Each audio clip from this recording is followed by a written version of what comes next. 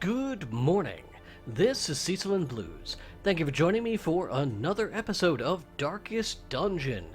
I know in the last episode I said we would start focusing on the Weald, but today's available options don't really make sense for that. So here's the thing, I'm kind of concerned. I like all these top-level characters, right? So I don't want to purge them from my inventory. Most of them have names. Actually, I believe all of them have names. Alright. Macy, the second Plague Doctor, doesn't have a name. We should probably come up with something for them.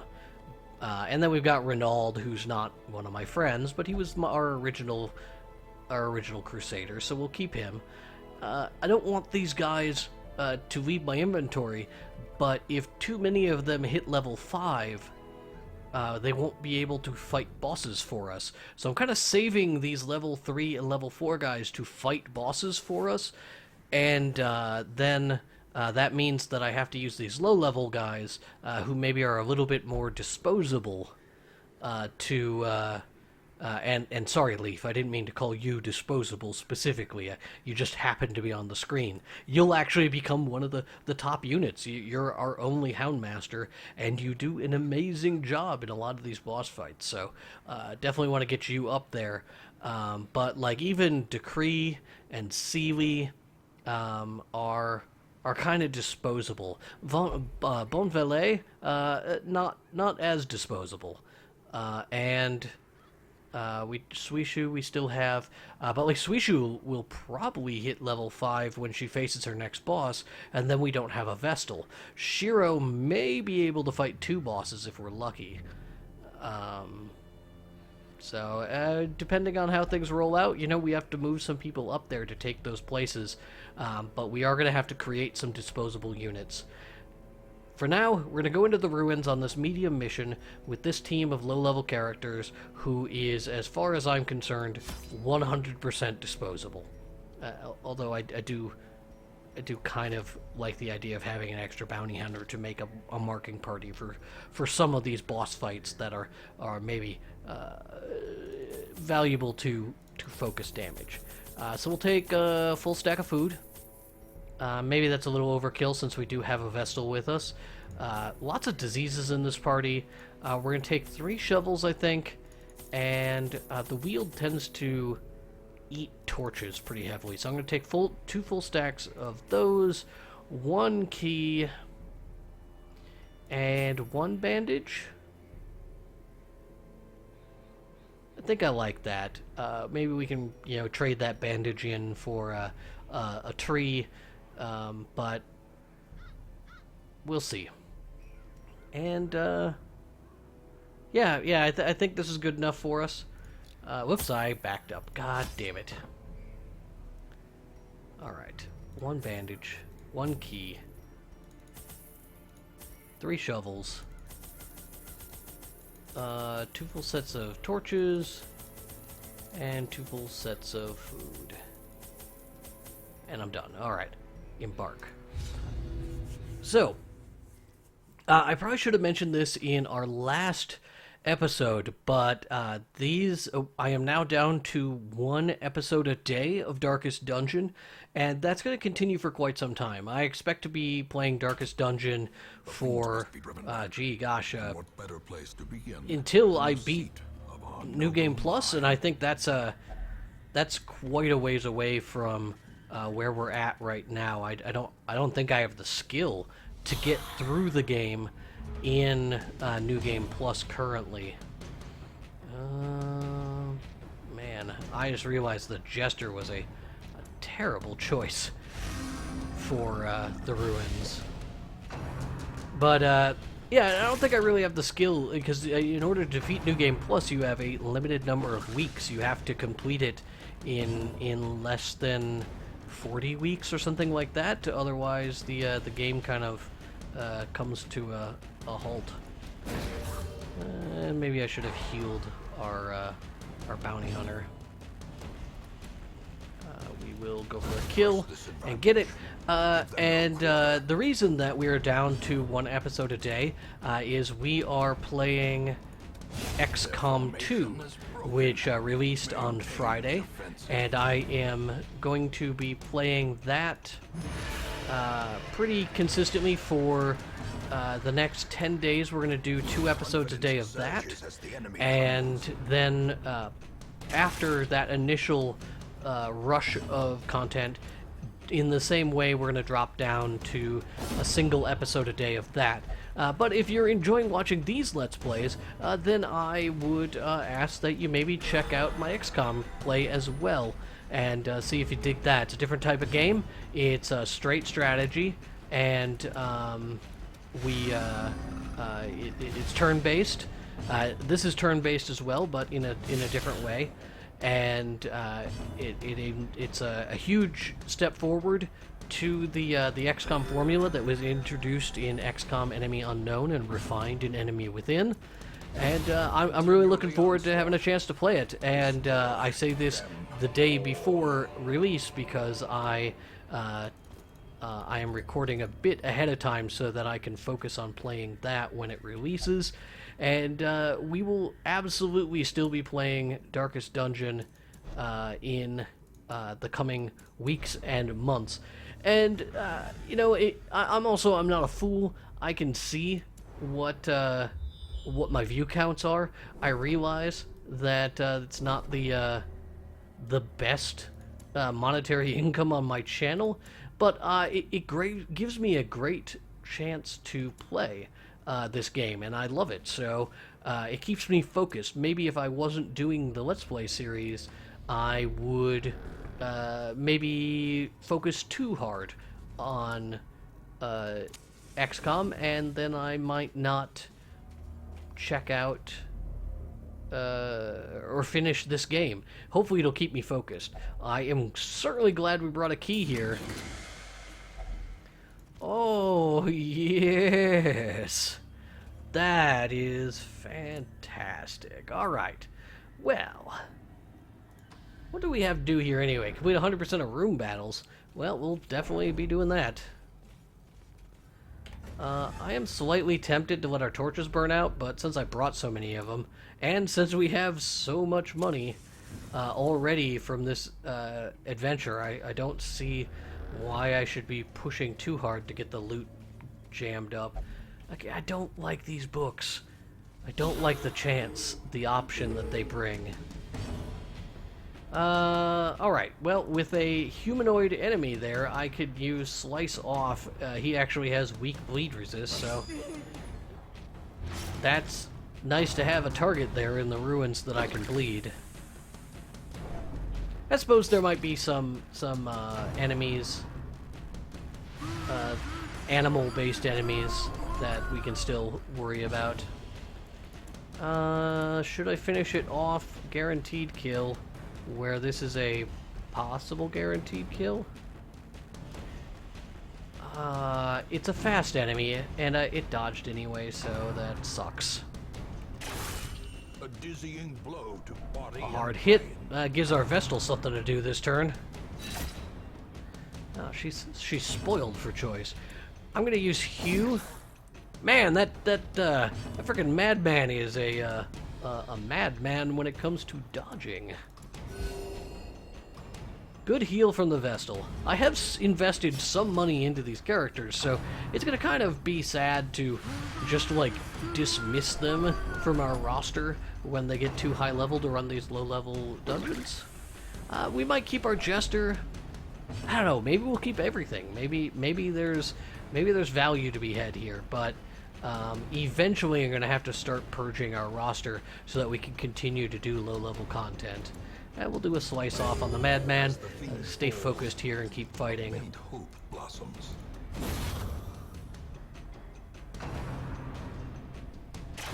But don't think that just because I'm going down to 1 episode a day, I have, somehow lost a passion for this game. I really, really enjoy Darkest Dungeon. It is fantastic fun to play, and I absolutely enjoy every time I have a chance to record it.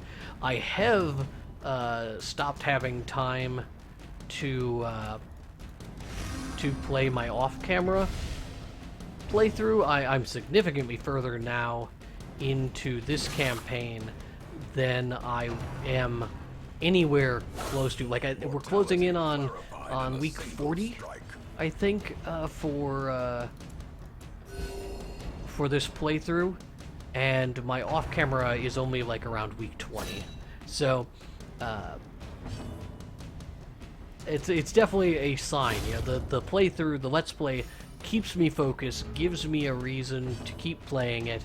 So I am having fun with it, even though the view counts are not stellar, to say the least. But if you're enjoying watching it, you should, you know, look forward to it still being around, and you know, maybe should let some friends know about it. Bring us some views. If these start getting 1,000 views a day, then it becomes something that actually generates the revenue that represents the time it takes. YouTubers we don't really talk about money that we make. I meant to light a torch there, and we're not allowed to. It's kind of a rule. You don't talk specifically about your money, and part of that is because it's confusing. It's not straight, and but my view counts are public. You can see that, and this channel has less than 100,000 views total. Most of those views come from about a dozen videos, and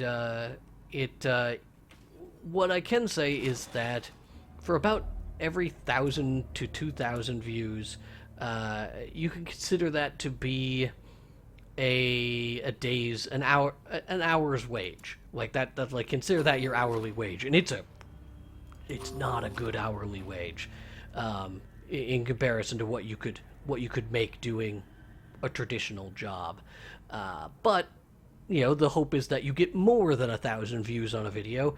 You get more views on it than represent the time invested, and a lot of times that's not the case. And if these videos do start producing view counts in the 1,000+ range, then I will, feel a lot happier about putting them up on YouTube. I'm always going to be happy that I played the game. I'm enjoying the hell out of all of the games that I do Let's Plays on, and okay, so we do have some room battles to worry about. And that's, maybe a little bit too much behind-the-scenes talk that doesn't really pertain to the game or why you watch it. But think about it when it comes to, if you want to hit the like button or share it with your friends on social media, it means a lot. It helps the channel a ton. Shares in particular, they spiral pretty effectively. If one... It's like an old commercial. There's an old commercial for, I can't even remember what it's for, but I think it was for a shampoo? Is it for a shampoo? They told two friends, and they told two friends, and then like, it's like amazing technology for the 1970s, where they have all these boxes on the screen. It's pre-Brady Bunch. It's Brady Bunch technology, the likes of which mankind had not seen on television. And that's what can really happen with YouTube plays. Is if they get passed around, great. I will say I do get a little bit frustrated with some of the changes that have been made to Twitter over the last few months. They hide video links pretty effectively. You gotta be fairly creative to get them noticed. Oh, I got my jester knocked back. That is a bummer.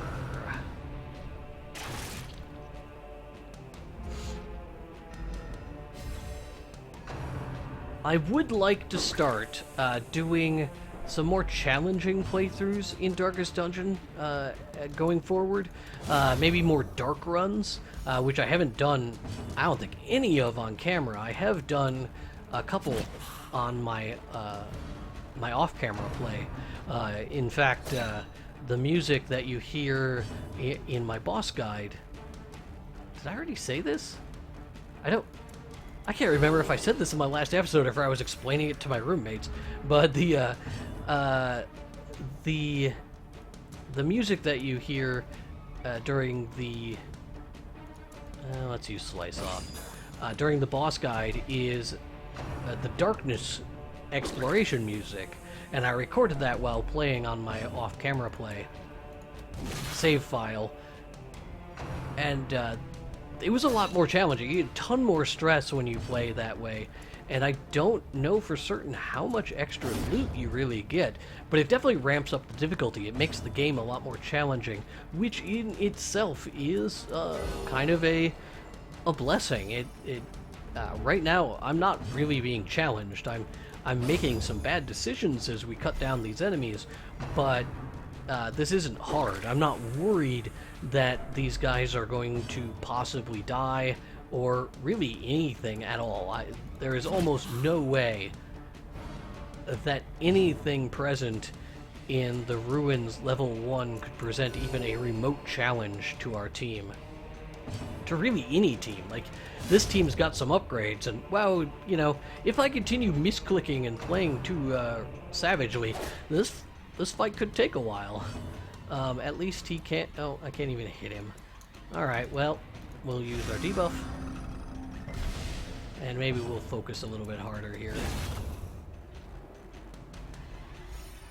And the fight is over. It would have been nice to get... Push on to the task. It would have been nice to get a key. I just recently learned that these sarcophaguses... Oh no, this is a different one. I guess there are locked sarcophaguses. This one says it's slightly ajar. So I think that means that it doesn't need a key, and that there's no way you can interact with it. It just is what it is. We absolutely want to make room for that deed. What can I do to make room for that deed? I think the answer is going to be throw away the torch. I took way too many torches on this. I knew I wasn't going to the Weald, but I still acted like I was going to the Weald. We do have to backtrack, and then we head south, and then north, where our remaining room battles will be. Oh, what else is going on? What else can we talk about?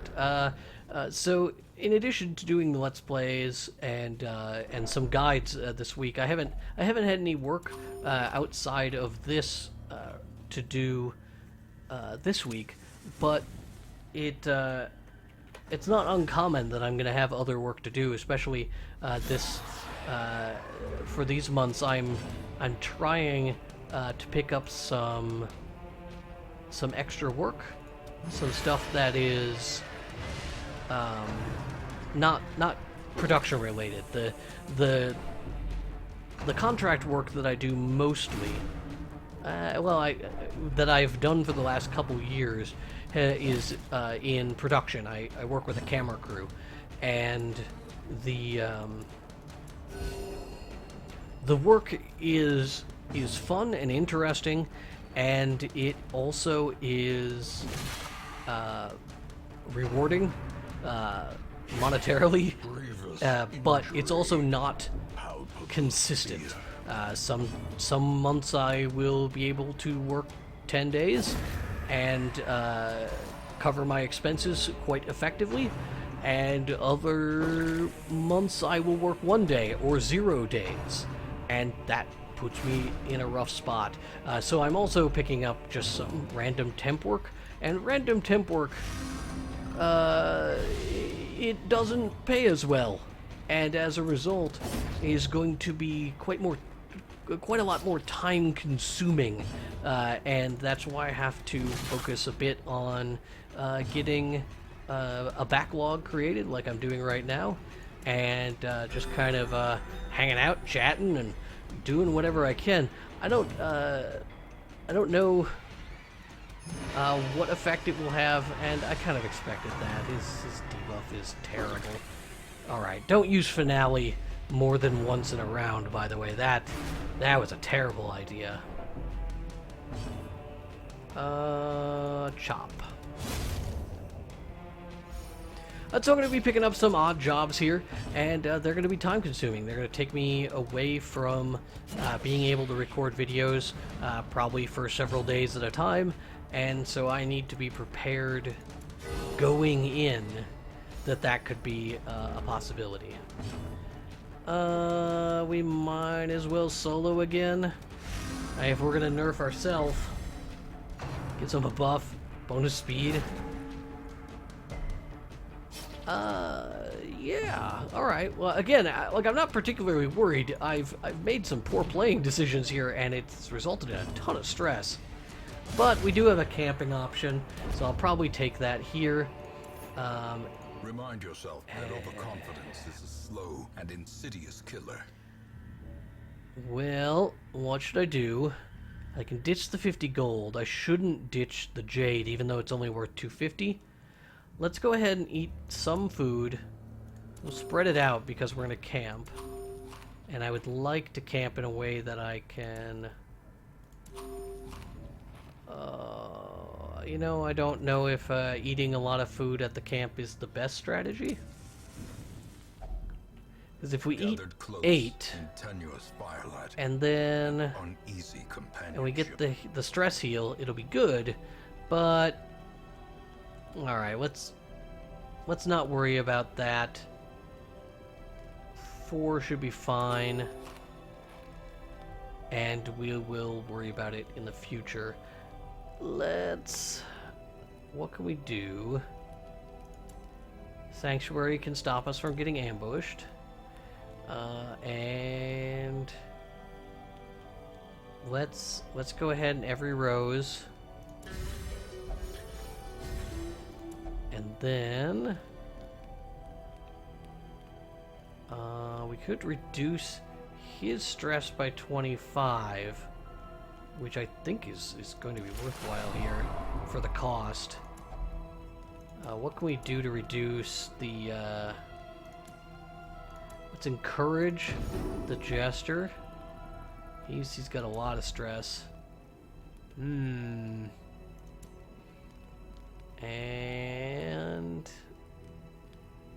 we can turn back time to reduce more stress on everyone else. Oh, it was a single target thing. Darn, I should have been paying closer attention. And then maybe we pep talk to prevent him from maybe going over the edge over the course of this. And everybody's talking, and we did not get ambushed. Hooray! Spirits are lifted. I am going to cough. 1 second. Okay. I apologize for that. Let's go get a drink after this episode. And let's buff our bounty hunter. Knightly aura. Dodge and protect. Maybe that might have been better suited for the leper, and maybe I need to like learn how stack sorting works. There we go. Oh boy. Alright, heading north, and then we are going to be able to explore again. Shouldn't run into anything surprising for the next area. Oh, okay, so I guess our bounty hunter has decided he likes to read things, and he finds nothing of value. We can now head north, and it looks like we won't have any hallway battles for a while. In fact, no battles at all. That's it's going to be kind of an uneventful walk. Holy water. Do we have any? We don't have any holy water. I'm going to skip that. You can stick a shovel in there if you want to give yourself a terrible negative quirk. Alright, well, we got 2 more rooms to explore. But holy water is definitely what you want to stick into those urns for the best value. Oh, okay. Alright. So that's what he's got. He must touch things. He resisted the disease, at least. That's nice. Does anyone want to confess their sins? Jester, how about you? You wanna confess your sins? Tippler quirk removed. All right, that's cool. The quirk he earned twice in a row, I believe. And we can head into the next area. He won't. The Vestal just said, "Let's find some things to kill." What's up? Very priestly thing to say. I guess let's slice off. It has a and it's not great damage. I should have really considered that. So 3 to 4 damage or 2 to 3 damage. I might as well take the AoE at that point. It's hardly any damage either way. And then maybe we put us in a position to kill this bone soldier on turn 1. Well, I guess we didn't need any help with that. Maybe the Hue. Impressive. Well, it killed the unit I didn't expect it to kill. Vestal, you want to kill things? Well, you had your chance. You blew it. That's what you did. You blew it, and now no one will ever trust you again. Certainly not with killing. So we surprised them, and that has resulted in them getting basically 2 actions in a row. Almost unbelievable. Was their resist? 200%. So yeah, it's a... let's shoot for a kill here. Another massive crit. This is great. If only our Jester could get that. He's the one who's in danger right now. He helped everyone else's stress, but not his own. Alright, tons of money. Extra Jade. Unfortunately, we do not have another key, but... whatever. We did pick up a couple of deeds and a little bit more money. Is there anything I can do? The bandages are pretty much worthless, right? Let's move on. Just one more area. I don't think... It's like I literally brought those bandages to stick my hands in a spiderweb tree, even though we weren't going to the Weald. Jester, you've got 80%. Well, you get a little bit of stress relief there. And we'll bring the torch back up to maximum. May we find victory. And here we go, last fight. Another heirloom chest. We could get lucky here and they could award us with a key. It's not likely, but if it happens, it happens. I'm not going to complain. So this turned out to be a really bad party for this area. Should not have come in here like I did. I think we'll just go for a chop on the Bone Defender. Not great, given his defenses. And our Vestal is just knocking it out of the park. That's she wants to kill things, but she can't hit anything. Maybe that's why she wants to kill them, because she's so focused on how rarely she's been able to kill things. A devastating blow. I actually didn't mean to do the AoE there, but it worked out. And corpses don't have any resistances, which is why I was able to get that bleed off. Let's make sure our Jester doesn't die. We did lose our last Jester in the prime of his life, so we could probably go for a replacement. Our Bounty Hunter should be able to get this kill. And then our Jester is really the only one we have who can really go after the Bone Courtier effectively. Unfortunately, that ability does such little damage, it's probably not a good... Alright, I still have a plan here. We can stun it, and I guess we'll hew. And if we get rid of those corpses, we did. That allows our Bounty Hunter to get the kill. Otherwise, I was going to use our Bounty Hunter to pull it forward.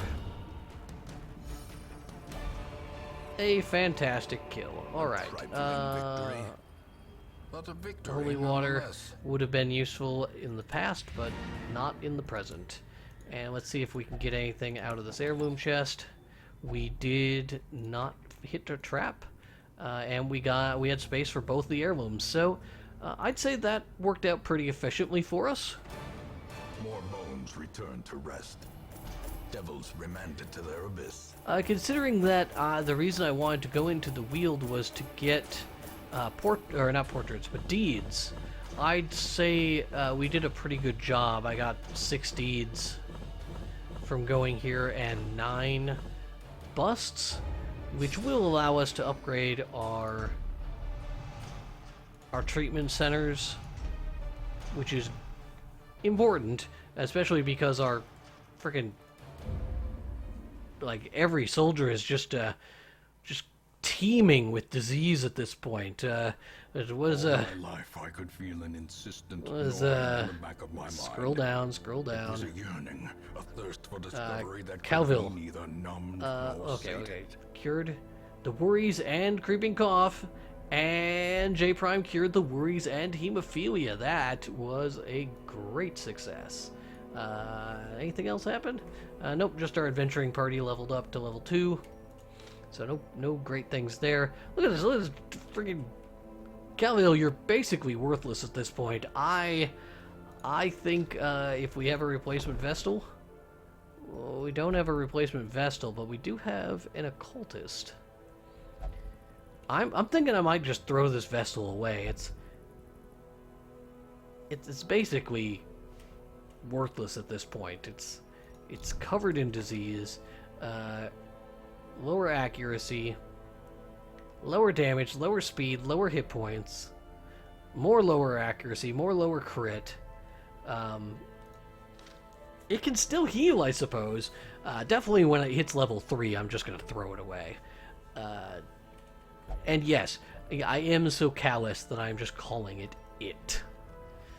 Looking ahead, what can we expect to do? Wield is still blocking us from really doing anything. Because I don't want to do high-level missions there. So, I guess we do a short mission in the ruins next, which could be an opportunity to purge units and cycle, but nah. Maybe we'll do a medium mission. I don't know. Maybe we'll do a short dark mission. There's an idea. So that's what you can look forward to on the next episode.